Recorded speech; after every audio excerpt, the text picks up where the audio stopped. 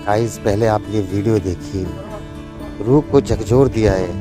अक्सर लोग नमाज क्यों नहीं पढ़ते? ये जो बात बताने लगा हूँ इस पर जरा गौर कीजिएगा। एक दोस्त ने अपनी नमाज शुरू करने की वजह बयान करते हुए कहा कि मैं बहुत आसानी से नमाजी बन गया। पूछा गया कैसे, तो बताने लगा कि एक दिन मैं क्लास में बैठा हुआ था और इस्लामियात का मजमून था। उस्ताद आए और सवाल किया कि आपके ख्याल में लोग नमाज क्यों नहीं पढ़ते? एक बच्चे ने मासूमियत से कहा कि सर जो लोग मर गए हैं शायद वो नमाज नहीं पढ़ते। फिर दूसरे बच्चे ने मासूमियत से बोला कि सर जिन्हें नमाज नहीं आती शायद वो नमाज नहीं पढ़ते।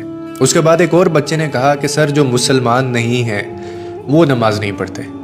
फिर एक और तालिब इल्म उठा और कहने लगा कि जो लोग अल्लाह से नहीं डरते सर वो नमाज नहीं पढ़ते। वो कहने लगा मैं ये सब सुन रहा था कि अचानक मेरे दिल में एक सवाल उठा और मैंने खुद से कहा कि मैं तो जिंदा भी हूँ, मुझे नमाज भी आती है और मैं मुसलमान भी हूँ और मैं अपने रब से डरता भी हूँ, फिर मैं क्यों नमाज नहीं पढ़ता? कहने लगा मैं खुद ही अपने सामने खड़ा हो गया क्योंकि मेरे पास कोई जवाब नहीं था और मुझे खुद से घिन आ रही थी।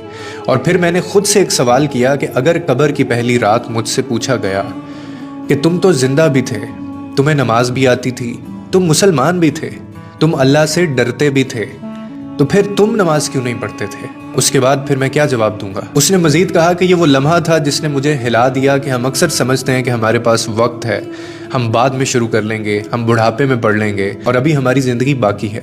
मगर हकीकत ये है कि मौत किसी वक्त का ऐलान नहीं करती। अगर आप नमाज नहीं पढ़ते तो आप अंदर से खाली हो चुके हैं। ताकि नोटिफिकेशन सबसे पहले आप तक पहुंचे। YouTube। अल्लाह हम सबको कहने सुनने से ज्यादा अमल की तौफीक अता फरमाए और हमें दीन का सच्चा खिदमतगार बनाए।